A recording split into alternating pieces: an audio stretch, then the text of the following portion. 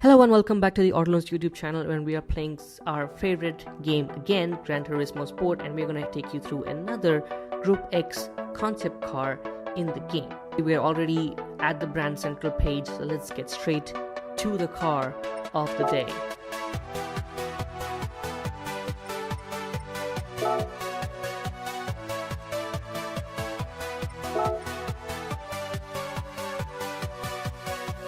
That's right, folks, it is time to take a look at the Bugatti Vision Gran Turismo concept in Gran Turismo Sport. Now, this thing was actually built by Bugatti and showcased at the Frankfurt Auto Show in 2015. It is a single-seater concept. This is the only one they made. They actually built this thing with all the specs that they're talking about. And if you're wondering why it looks so much like a Chiron, it's because this came out a year before they unveiled the Chiron, and this actually uses chassis number 6 of the pre-production Chirons. Hence why it looks quite like the Chiron as we know it today. Now this was the you could say interim between Bugatti unveiling the successor to the Veyron, which was one of the most iconic luxury hypercars of the modern era. Before we get into how mad the power figures are, let's take a moment to appreciate those whose names are behind the design of this amazing one-off hyper track car, if I think it's more accurate. I'm sure I'll mispronounce these, but here we go. Ashim Anshait, Sasha Silipanov, Etienne Salom, and Frank Hale, and their brief or their idea was to combine the design of a road car, the Chiron, and an LMP1 prototype, but everything is turned up to 11. Actually, the numerous aerodynamic elements, like the LMP1 style shark fin, the active rear wing, the massive front splitter and side air intake, the multiple Naka ducts, all of which are designed to make it more and more aerodynamically efficient and to direct air to cool that monstrous 8-liter W16 quad turbo engine. It is tuned to produce 1,626 brake horsepower and 1,834 Nm of torque. But for media release in 2015, they announced that the torque figure was around 1,780 Nm. So maybe, Gran Turismo Sport turned up the dial a little. Now, these numbers are extreme, but not shocking given today's hypercars like Tarmac and the Koenigsegg. The difference? This thing has a curb weight of 1,400 kilos only. That's a power to weight ratio of more than 1,000 brake horsepower per ton. How mad is that? Now, unlike the Koenigseggs of similar mad power figures, which have only rear-wheel drive, this thing has traditional Bugatti 4-wheel drive, made it to a 7-speed dual-clutch race transmission. We talked about the Audi e-tron. Bugatti made this, and they sold it. It is currently owned by somebody called Hezi Shakir. And the current evaluation of this extremely bespoke Bugatti VGT track car is around $18 million. I don't know if the real concept was ever put through its paces for its top speed run. The virtual simulations calculate about around 278 miles per hour peak. I have raced a couple of GT League races with this car, especially one around the Nürburgring 24-hour GT circuit, where I was able to hit at least 263 miles per hour before I had to slow down. So yeah, 278 definitely seems something that this thing is easily capable of. In many sense, it is an ultimate track car, and by virtue of what the brand aims to achieve on track and on roads, it is a true Bugatti. That said, I think it's time we take the Bugatti VGT concept onto a track and put it through its paces for you guys. What I have is the black and red combination of the Bugatti VGT concept, and we are going to take it out on the Mount Panaroma motor racing circuit. Because it has some decent straights to kind of stretch this thing. And we're driving in manual mode on racing super softs, so that should give us the extra grip we need to make sure that this thing goes on.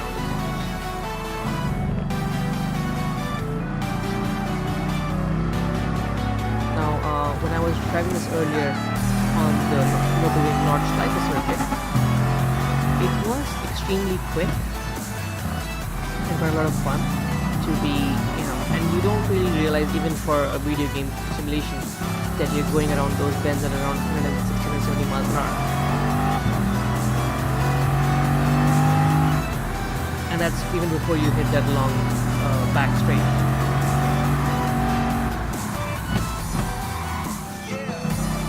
But one of the things I learned quite quickly was that even on the super slicks, the moment you catch a bit of a tilt, the moment the rear end steps out, at those speeds, it's incredibly difficult to not crash. So that's why I'm going to take it easy. And it doesn't take much to lose grip because you just need one tire on the grass instead of the asphalt, and the rear steps out, and that's about 1600 brake horsepower with the tail up not having grip. So yeah. With that said, you can see the active rear wing in action for working both as an air brake as well as adjusting itself for different speeds. And it is quite a controllable beast even at slow speeds, but the scariest part is how quickly it builds up to almost 1 mile per hour. Put it here.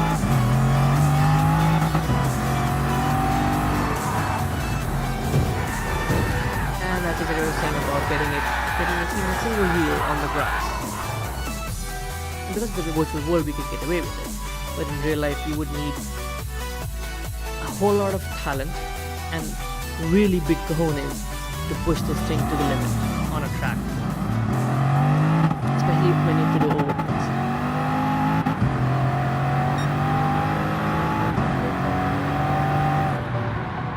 But even on half that straight, starting from standstill, I reached 200 miles per hour like it was nothing.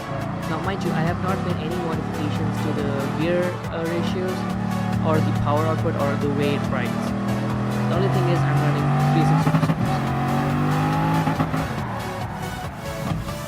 and even the way it sounds, it has 4 turbos but it's an 8-liter W16 engine, so it has this extremely deep rumble, which is kind of like you're pushing a beast from the historic era, and you're riding on that wave of torque and power, and you're just clinging on before you just slam on those brakes, which do an even more impressive job of shedding speed as compared to how impressive the engine is at getting to speed. Now mind my clumsy driving because like I said, I am still coming to terms with how to navigate this much horsepower around any circuit. I'm just gonna pop into cockpit view where the central display is completely digital, and in this particular spec functions more as a rear view camera. Again, handy in racing circumstances, and considering that the design doesn't incorporate any actual ORVMs as part of the aerodynamic package.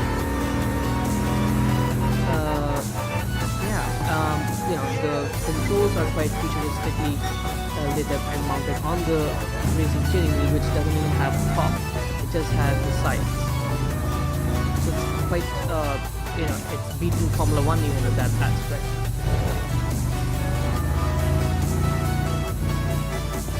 And you can see on the display, the central display on the right of the steering wheel, you have a map of the circuit on your screen. Now, the thing is, the in-game HUD is overlaying that, is overlapping it, but you can see that there's an entire circuit map kind of visible on that screen. And even though this is a single-seater racetrack, it still doesn't feel Spartan in any way. It still seems quite interesting and comfortable with a very distinct racing button layout. The steering wheel again is just a thing with beauty, with the way it is lit up and the way it looks and where all the buttons are. It's just something exquisite. And when you so grateful that games like Gran Turismo Sport exist, where you can experience these vehicles in the virtual world in a racing track environment with some degree of realism,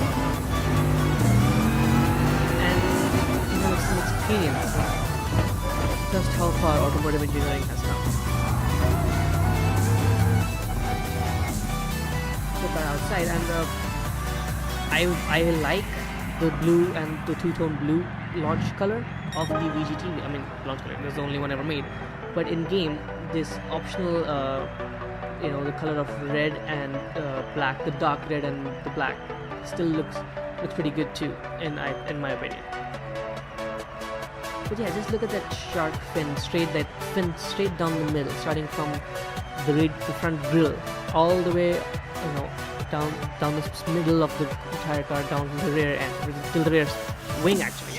It's completely like an LMP1 prototype racer. And how low it sits, and how that diffuser just wants to just almost scrape the road in front of it.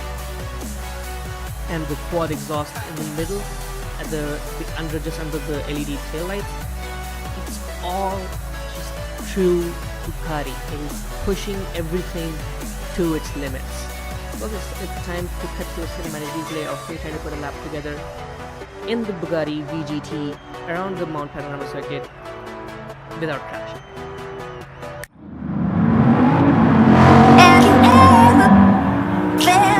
Are you listening? Damn.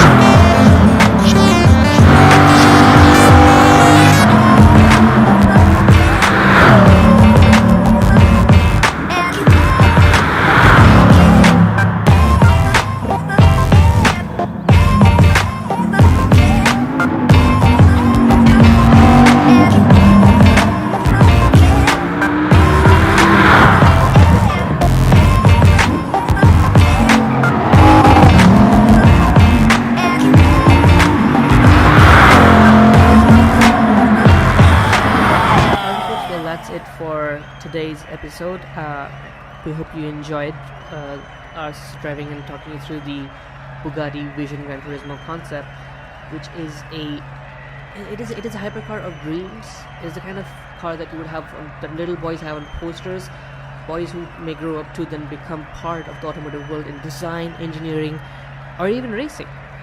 And that's what is so incredible Bugatti, that over the last decade or so, whatever they make is so inspiring in terms of design, inspiring in terms of engineering, inspiring in every way that makes us feel like true petrol heads. That makes us happy about being petrol heads. Drop a quick like on the video if you enjoyed it. Don't forget to subscribe for more content and check out the main blog www.automoves.com for the latest stories from Formula 1, Formula E, and the world of cars. Cheers!